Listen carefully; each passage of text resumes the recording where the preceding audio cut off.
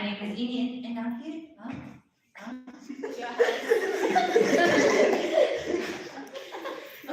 Good evening, fellow Gavel Club members. My name is Inian and I'm here to present my first Gavel Club speech, that is the Icebreaker. On 29th of January, 13 years back, I was born in Coimbatore, Tamil Nadu. 2 months after this, I moved to Dubai and attended nursery in 2.5 years old. Just imagine being that age and going to school. So suddenly, kaboom, my life took a reverse turn and we had to go back to Chennai because my grandfather was ill and he lived over there. So me and my mother had to move to Chennai, leaving my father behind. I was pretty devastated about the situation, about leaving, but I couldn't do anything. The next thing I knew, I was on the plane. After I was transported to Chennai, my mother left me in another grandparents' house in Coimbatore, and then she would weekly come and visit me by the train. Then she realized it was not good for my education, so she took me back to Chennai, and then she took me back to Chennai. I attended school over there. But sadly, by the second year, my grandfather passed away, so we had to come back to Coimbatore. And in 2018, my sister was born. She was cute at that time, but as she grew older, she turned annoying. She started hitting me when I touched her stuff and started screaming all about it. Now she's in KG2. I don't know how much big of a monster she will become as she grows old. My father at that time when he moved to Dubai was a project manager. He worked in a company named Havle. My mother was a home housemaker, and she every time she prepares very good food for me. Every time I have craving, but all of them are healthy, so most of the time I didn't like it. But then let's talk about my passion towards traveling. I had this passion towards traveling to different places for one main reason: the food they serve, the different food, the different things to eat. And when we travel to different places, we don't have to force you to eat your vegetables. After all the meat is gone, and I can just say, I don't like that. I don't like this part, so I can just skip it. Then my most memorable trip with my family and relatives was a trip to Singapore, Malaysia. As soon as we landed on the airport, we saw our own private bus just waiting over there. I was pretty shocked about it. And as soon as we boarded the bus, like there was a lot of leg room for us to play, so I was there jumping on the seats. Um, at that moment, when our tour guide told us to buy this ice cream that was made out of durian. I didn't go close to it because it really stunk. That is one big memory because I can still remember the smell right now. Like the smell was devastating for me. I still tried it, but I still didn't like it. Like it was very, very bad. So now let's talk about my hobbies. In my sector of hobbies, I have lots of things, but I'll just make it small and say sports, coding, and reading. In sports, there were three main activities for me. The first one was swimming, which is the first sport I ever tried out because my father is hydrophobic. He told me to learn swimming because like in the future, I won't be scared of water. Now I can go on like big theme park rides and all. Last time I went to Atlantis from my school, and we had free fall into the water. And I was not scared because I knew swimming. I can save my friends, and then I can brag about it. So that's one, and I'm a good swimmer right now. I completed all the strokes. I'm pretty proud about it. Next comes badminton. That was one big career of my life. I had to face big problems. I was really good at that sport, but the thing is, I don't like listening to other instructions the instructor gave me. I couldn't come in the pose, but I was still good at it in my own way. I can take all the shots without listening to my instructor, which made my dad angry because he told me I'm not improving. So finally, the last sport I'm settled on for now, which is basketball. This sport I really, really like. It involves lots of hand movements, and you have to be tall for it. And I'm matching all the standards. And last time we had a match against a Philippines team. All of the players were like really buff and strong. If they body me, I might go flying back. But even though I know it, when the coach subbed me in, I courageously relentlessly gave my best shot and scored lots of threes and twos, and which led my team to victory. Thank you.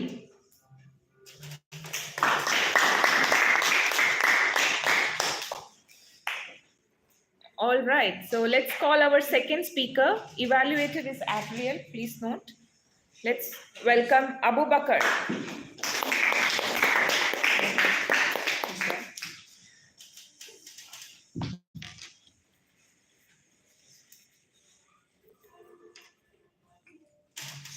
Good afternoon, everyone. As Dayam introduced me, my name is Muhammad Abu Bakr Rafiqi. I was born on a quiet night on January 4th, 2009. I was born in the Zuleika Hospital, Dubai. Now I'm 15 years old. But I actually come all the way from a rich and diverse city, which is called Hyderabad. It is located in Telangana and it has everything from forests to huge tall skyscrapers. I study in Dubai's College Garden School and I'm in grade 10. I started my kindergarten there and I still study here till this day. The subjects I chose in school are all science and psychology. Now let's talk about some things I like. I have many weird and crazy passions and things I like, such as bikes, cars, traveling, planes, hunting, and animals. I play all sports, but one of my favorites are football. I started playing football as a young kid, and I play football anytime I get the chance to. Football legends like Messi and Ronaldo and Neymar inspired me to play football as a kid, and I wanted to play football and join the school team, but I realized it was too tough. So now I took on a new sport called hockey. Hockey is a very fun game, which basically is like football but it involves a ball and a stick. Now I'm in the school hockey team. As I mentioned earlier, I also like planes. Liking planes made me change my career choice from being a footballer to being a pilot. Sure, there are many other cool jobs, such as astronauts, doctors, and footballers. But I want to be a pilot. My favorite planes are fighter jets and A380s. Being a pilot is one of the best jobs, especially for me, as you get to face new challenges every day. You get to control the plane, and I get to do my two favorite things, traveling and flying. I also want to be a businessman and an investor as I grow up, as I always had a dream of being a rich millionaire as a young kid. Traveling is something I always look forward to do in my summer holidays, whether I'm in India, Dubai, or any other place. I love traveling a lot as I get to meet new people, see new places, experience different activities, and especially try different food and cuisines. I have been to many different places in the world, but my favorite trip was surprisingly India. Last year, I visited India and I did do fun things like learn how to drive a bike, and I visited Nalla Mulla Forest. Nalla Mulla Forest is India's biggest and most dense forest and is located on the border of Telangana and Andhra Pradesh. It also has the biggest tiger reserve in India. So we rented a car and then we started at sunrise. We reached there at 10. On the way, we did many fun things like see a huge dam, which was once India's biggest dam. We stopped at a local farm and we stopped at a local restaurant. Sadly, when we reached, the tiger reserve was closed as there was bad weather and it was the mating season. We still had our hopes high and we instead took a drive in a road that was passing through the forest. This this was actually the best decision we did instead of turning back as we saw a wild bear. This is what made my trip to India my favorite.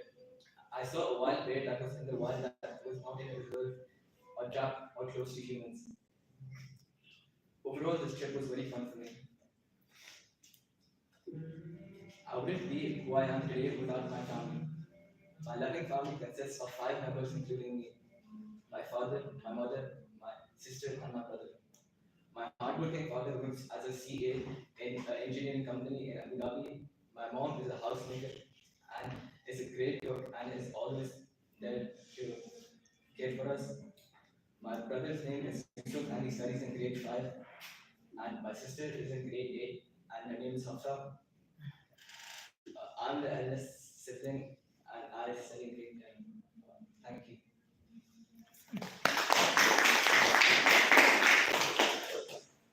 All right, let's go and welcome our third speaker, Nishant. Vaishak is the evaluator.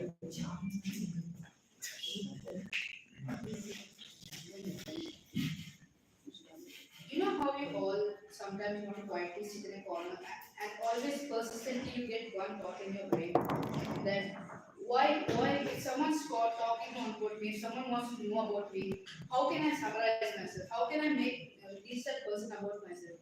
So, hello, good morning, dear Cavaliers and Madam Toastmaster. My name is Nishant. I studied in grade 10 in the Indian International School, Silicon Oasis. Today, I would like to present you all with my icebreaker speech. A tiny, intimate boy like me would have not expected to be delivering speeches in front of all of you. My caring mother, who has lifted me from when I was down in the dust. My hardworking father, who has earned all the money I need to live in the lavish life I'm living now. And my not so annoying brother. I accept he's annoying, but I'm happy to have him as my brother. This is the family who has tried for me and who cares for me more than anyone in this world. And not to forget God. God knows why I was born, when I will die, and has the reason of my life. Even though everyone in the world might be against me, God will always be on my side. He wrote my will, and I cannot do anything to change that. So now a little about me. I was born in a noble hospital in Chennai in a small and stormy night. My father works as a health and safety manager, while my mother worked as a human resource manager and now is a housewife who cooks very tasty food for me. I'm not a fan of many activities, but I do have a few talents and strengths. Let me brief you all about them. My first talent is badminton. Even though I do not prefer badminton as my favorite sport, I have to accept I'm pretty good at it. I have played to 3 to 5 tournaments and have even won 2 or 3 of them. I have I've gone to many tournaments. I've seen even professional players play badminton. Even though it's not my hobby and I prefer football over badminton, I feel badminton is a good choice for me because it's a very nice physical activity. The chances of you getting hurt very badly are very low. My second hobby is painting. I am an artist who loves to read and who loves to paint and sketch. I mainly use acrylic colors and sketch pens. My favorite painters include Michelangelo, Leonardo da Vinci. My favorite painting is the Mona Lisa due to its mysterious way how it's been painted, due to the mysterious palette and textures which have been painted by Leonardo da Vinci. My third hobby and talent you can say is music. I have been a musician since 2020. I started playing the piano when a private teacher used to come to my home and teach me how to play. I finished Trinity until grade 3 and then I stopped at Western and started playing classical. Thanks to God, I can play any music if you just give me the music. I can close my eyes and learn how to play it without even notes. My strengths include that I'm a people person. Usually, we started our life in India, and when I moved to UAE in 2010, it was a complete new area, and I didn't know how to make friends. My mother, she as a supporting woman as she was, she came and she helped me everywhere, and I made many new friends. My second strength is that I have an amazing GK, especially in the atlas, and I love subjects like history, geography, maths. I hope to become a I hope to become a engineer when I grow up, or even an architect. And I would like to inform you that in everyone's life that there have been very funny moments here and there. I think it would be wrong for me not to share at least one. So this happened about in 2017, where me and my brother with my family were going to a mall. At that time, me and my brother was 2 and I was 6. So we were very little. We were already ready while our parents were getting ready. So we decided to run for it. My brother, being the smart one as he is, ran into the lift at the age of 2. I decided to be smart and heroic, so I decided to follow him and try to save him, and instead I got stuck. So at this point, we were going down in a lift which we did not know how it worked. And on the other hand, my grandmother and my mother are freaking out, and my dad is wondering where on earth I am. So they decide to go down in the elevator while I decide to come back up. So this went on for a while I decided to give up and I started rolling on the floor and crying. And at this point, my brother, being the genius he is, decides to start laughing and jumping around. So you can understand how annoying it is. My dad, finally, as we stopped, my dad came down, he saw me, he gave me such a beating that I've decided I'll never help my brother ever again in this life. So that I won't get into any trouble. So many sports, I play a lot of sports like football, basketball, and even badminton, as I've told you all. I am a musician and a man of many talents.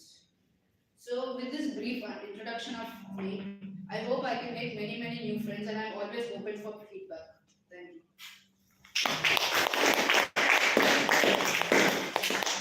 All right, let's move on to the final speaker, uh, Gavel Ginto, and evaluators Heritic. Yeah. Let's give her a round of applause.